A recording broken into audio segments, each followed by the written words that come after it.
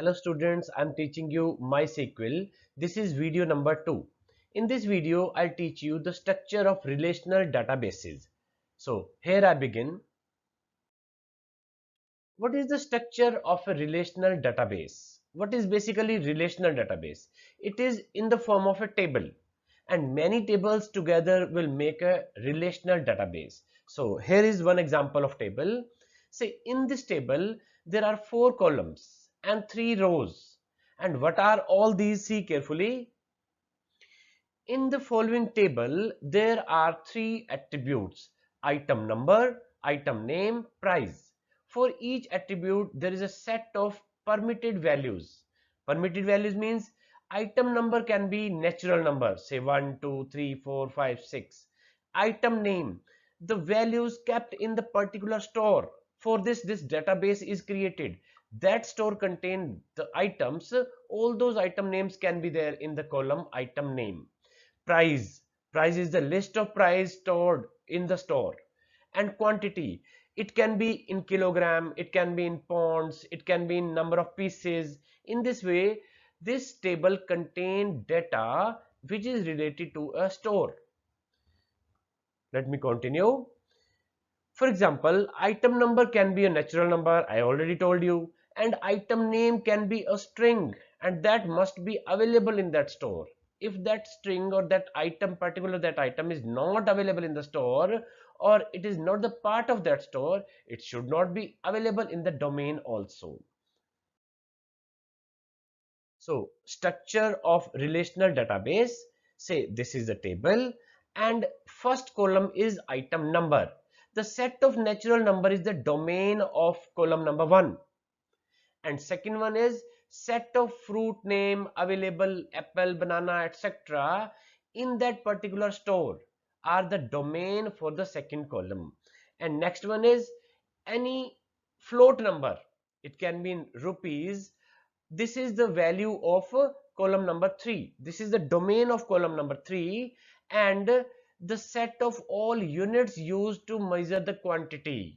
It can be gram, it can be kilogram, it can be number of pieces, it can be pound. So any quantity in which we can measure the contents. This is the domain of column number 4.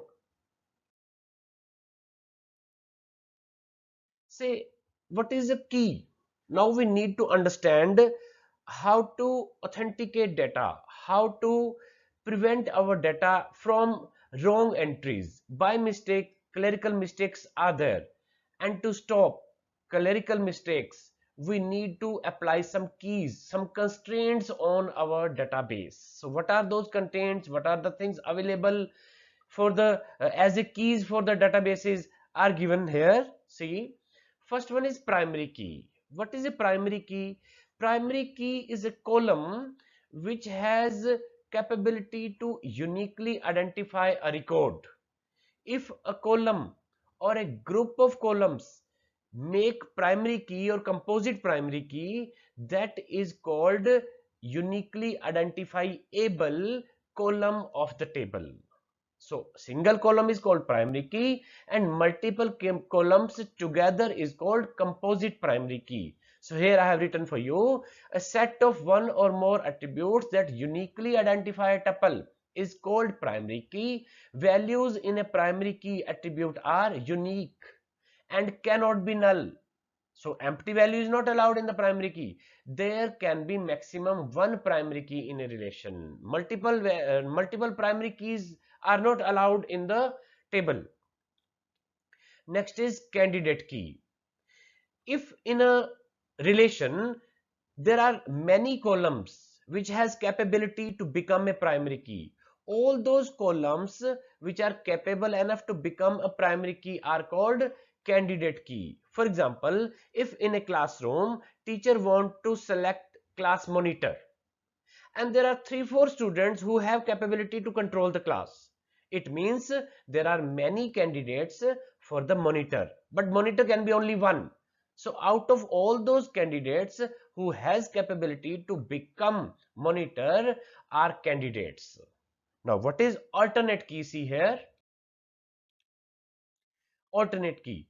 Just now I told you A number of columns who have capability to become primary key are candidate keys. Now out of all those candidates, there can be only one primary key. Remaining all are candidate keys. Foreign key. Now if there are two tables, one table is master table, other table is say foreign table. Now in that referential table or foreign table, there are some values which are coming from the master table. If the value in the master table is not available, it cannot be stored in the foreign table, in the referential table. So foreign key is connected with the primary key of master table, and all the values in the foreign key table are taken from master table. If it is not available in the master table, then database will not accept that value, will not keep that record in the foreign table. And next one is referential integrity. Referential integrity can be in the same table also. Like in a relation, values are coming from some other column.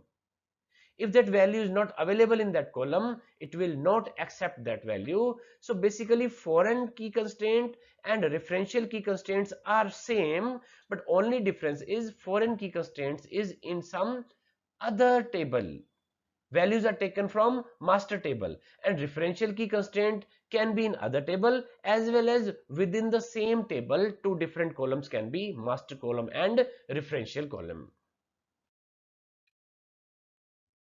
Now in the next video we will do some practical. In this video we have learned some basics. This is video number 2. You can see the structure of RDBMS on the basis of this video, and in my next video you will learn some practical of MySQL. So RDBMS MySQL we will use as a practical software. Thank you.